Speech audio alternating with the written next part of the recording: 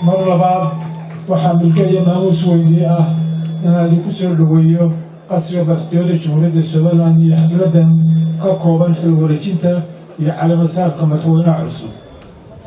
waxaan gaar u xusayaa oo mudan maamuus iyo soo dhaweyn weyn martida culus ee ina soo martay masaafada dheer ee matalaysa dalalka aynu saaxiibka nahay. mudane mar weyn maanta waxaanu joognaa munaasabad taariikhi ah iyo dharaan ku weyn dareenka shacbweynaha jamhuuriyadda somaliland oo dhan. si gaara waxaan aniga dhacdadani igu leedahay xusuus maguurahana oo saameyn toogan ku leh naftayda iyo sooyaalkii nololeed. farxad iyo reereyn aan la soo koobi karin ayay tahay inaan fagaarahan elertus khawati ku wareejiyo xilkii iyo mas-uuliyaddii qaranka ee dubadeeda saarnayd, isla markaana aan halkan ku soo calaamo saarno madaxweynaha cusub ee bedeli doona daqiiqada yar kadib. mudanayaal mar weyn taniyo intiin hana qaaday waxaan hareer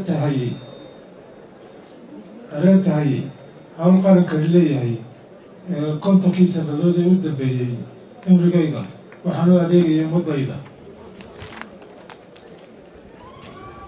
dadaal iyo daacadnimo ayaan dadkayga iyo dalkayga ugu shaqeeyey muddadii aan nusqarniga ahaa. ma jiro waxaan kala hadhay af iyo adin, orod iyo ayaan, arid iyo adduun, aqoon iyo itaal, wixii aan lahaa haba yaraatee alugteeda.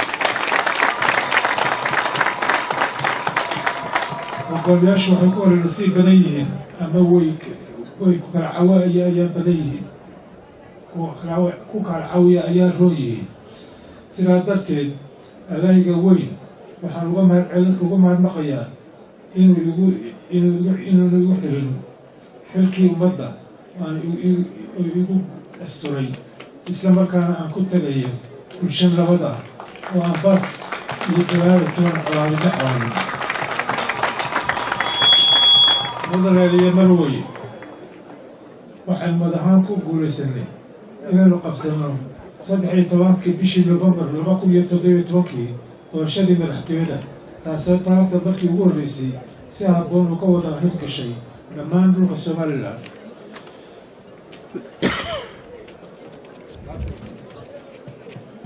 doorashadaasi waxay ahayd mid xor iyo xalaal ah oo dadweynuhu lagu majeertay, isla markaana aynu ku helnay magac weyn iyo maamuus aan la soo koobi karin. waxaynu muujinay inaanu nahay qaranka qaangaadhay oo dadaal dareen isku mid ah iyo isku duwani ku meelmariyey hamigoodii iyo himilooyinkoodii siyaasadeed. waxaynu muujinay inaanu nahay bulsho leh bisayl ballaadhan oo gaadhsiisan in iyada oo la loolabayo haddana isku ixtiraamo kala duwanaanshaha aragtida siyaasadda. dhinaca kale waxaan xaqiijinay inaan isu hanayno isla markaan u hoggaansanno natiijooyinka ka soo baxa doorashooyinka marka aynu tartanka siyaasadda ku kala badinno ama ku kala calab qaadno. waxaanu dunida tusnay inaanu nahay dal iyo dad leh ilbaxnimo guul ah oo maarayn kara murankooda iyo mashaakilkooda gaarka ah, isla markaana eebbahiba inoo siiyey inay xaladhale ka noqdaan xanaftii iyo xafinta ka argartay xamaasadda siyaasadda.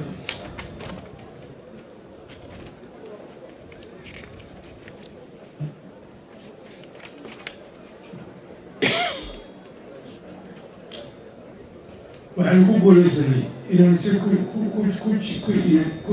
ku jiirino dhaqankeennii soo jireenka ahaa iyo geedi socodkii dimuqraadiyadda oo ahaa jid iyo hawl inagu cusub. waxaanu nahay maanta qaran gaamuray oo waayo aragnimo badan u leh nidaamka doorashooyinka kaasoo qabsaday ilaa sanadkii 2002 6 doorasho oo kala duwan. waxaan leeyahay qaran ahaan maanta guul weyn ayaynu qaadnay ma jirto cid ka aan u guulaysatay balse waxaan waana inaynu dhammaantii wada guulaysanay golaha goobta ah masal iyo manfac ma wada deeqo ee waxaa wada deeqa milkaha iyo magaca guud ay wada ay leeyihiin sidaa darteed ducaqabayaan waxaynala gudboon inaynu adkayno midnimadeenna iyo wadajirkeeda islamarkaana ay meel uga soo wadajeysano kuwa faraha ku-tiriska ah ee ku foogan fadqaralaha iyo furfurka qarankeena mudanayaal iyo marwey anigoo munaasabadda ka faa'iidaysanaya waxaan jeclaha halkan uga mahad celiyo xubnaha guddiga doorashooyinka qaranka iyo halwadannadooda sida gobonnimada lahayd ay u guteen dalkii iyo waajibaadkii saarnaa waxaa shacabweynaha Soomaaliland ku bogaadinaya deganaashihii dulqaadkii iyo biseylka ay muujiyeen muddadii lagu jiray olaha doorashada iyo dhawaaqii natiijada ka gudbay dhinaca kale waxaan bogaadinayaa ciidamada kala duwan ee qaranka oo ah geesiyaasha suurtageliyey in dalkan iyo dadkiisa ay u dursadaan deganaansho iyo xasilooni buuxda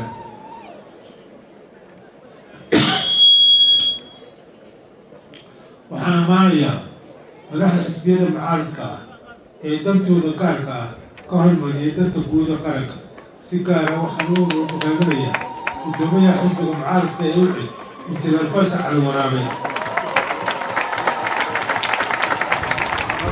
go-aankii caddaa isku garab taagay guddida doorashooyinka qaranka guddoomiye faysal waa hogaamiyaha nuuc caddaa ah oo caan ku ah laxajeclada dalkiisa iyo dadkiisa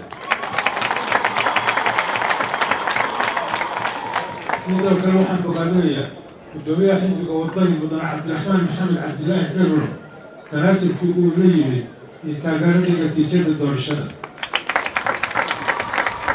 guddoomiye cabdiraxmaan waa oday qaran oo aan marna looga baqayn inuu horseedo beriyo inuu bulshada kala qaydiyo waxaan uga mahad celinayaa madaxweynihii saddexaad ee jamhuuriyadda Soomaaliland mudane Daahir Yaale Kaahin sunnihii wanaagsanaa oo siyaasiyiinta Soomaaliland u sameeyey kaasoo xeerkiisii yahay in hadba ciddii loo doorto hoggaanka dalka si nabadgelyo ah loogu wareejiyo dalada isla markaana waana turturay ee taageero lala isla haraari taago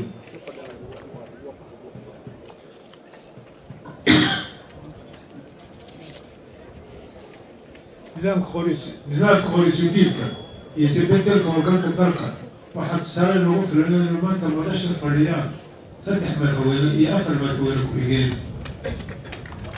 oo kala dambeeyey mas-uuliyadda madaxbannaanida qaranka dariiqaasi waa tubta keliya aynu ku horumarnay isla markaana ku dhafnay adduunka iyo badan asaalgeena waxaan u ducaynayaa madaxweyne cabdiraxmaan axmed cali iyo madaxweyne maxamed xaaji ibraahin cigaal oo geeriyooday ee madaxdiisa jannaha ka waraabiya labada madaxweyne waxay ahaayeen hogaamiyaal ku suntan yogleelidda iyo dhismaha hay'adka dowladnimo ee qarankan waxaan u mahadnaqayaa madaxdii iyo mas-uuliyiintii kala duwaneed ee ila soo shaqaysay muddadii 7 sano ahayd ee qarankan odayga u ahaa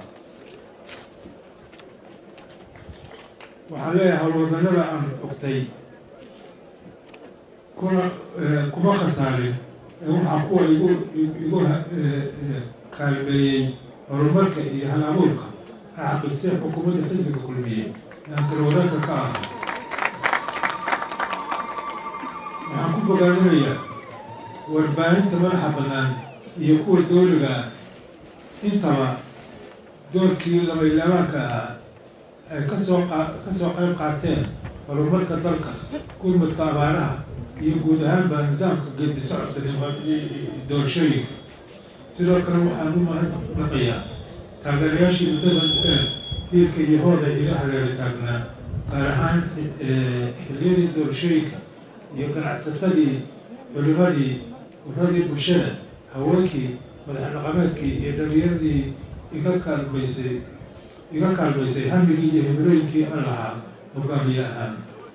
waxaan u mahadnaqayaa mudanka iyo mujaahidiintii ka qayb qaatay halkankii qaraadhaa ee dalka looga xuleeyey. waxaan u ducaanayaa intii ku shahiiday. waxaan eebba uga baryayaa inuu u dembi dhaafo jannadii firdowsana geeyo. aamiin.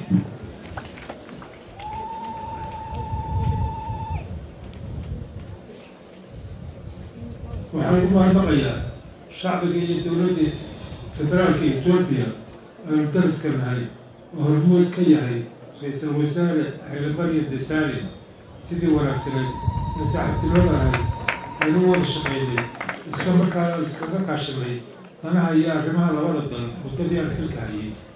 sidoo kale waxaan u mahadnaqayaa shacbiga iyo dowladda dalka aynu dariska nahay ee jamhuuriyadda Djibouti hormuudka ka yahay mudane Ismaaciil Cumar Geele sidii wanaagsaneed ee saaxiibtinimada ahayd ay noola wada shaqaynaysay isla markaana aan iskaga kaashanay arrimaha labada dal muddadii aan xilkan hayay.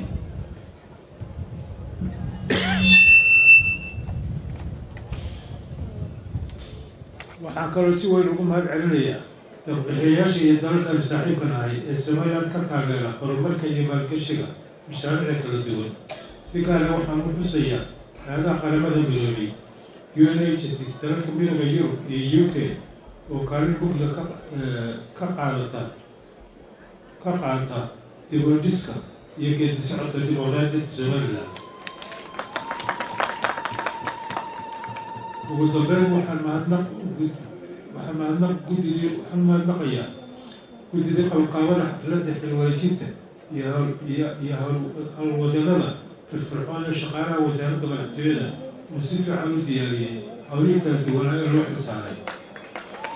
dhinaca kale waxaan bulshada caalamka ugu baaqayaa inay gacan weyn siiyaan madaxweynaha cusub iyo maamulkiisa. mar labaad waxaan ugu baaqayaa inay abaalgud uga dhigaan ummadda isku tashatay ee wax garasatay inay tixgeliyaan qadiyadooda iyo xaqa tashigooda. mudanayaal iyo marwey, maanta xilkii aan idin hayay waxaan si rasmi ugu wareejinaya madaxweynaha la doortay mudane Muuse Biixi Cabdi oo ah hogaamiye aan ku kalsoonayay inuu si wacan idin hagi doono. mudane Muuse Biixi wuxuu noqonayaa goordhow marka la dhaariyo madaxweynihii jamhuuriyadda Somaliland.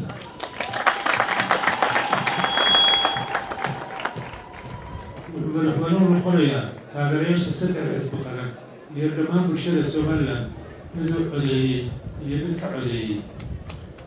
sidaa darteed waxaan ugu baaqayaa shacbweynaha Somaliland inay adeecaan madaxweynaha cusub. waxaana waajiba inay ula shaqaysaan sidii hagaag la-aanta ahayd aada ila shaqayseen. madaxweyne muuse waxaa la gudboon dulqaad, dad iskuwad, sinaan iyo cadaalad inuu qaranka ku hogaamiyo. waxaa kaloo la gudboon inuu laado dhaawacyadii iyo boogihii ka dhashay doorashada.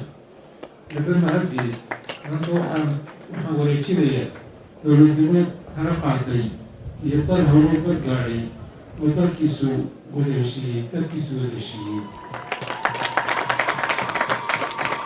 waxaan madaxweynaha la doortay u wareejinayaa dal leh calan keliya, cumlad keliya, xuduud keliya iyo caqiido keliya.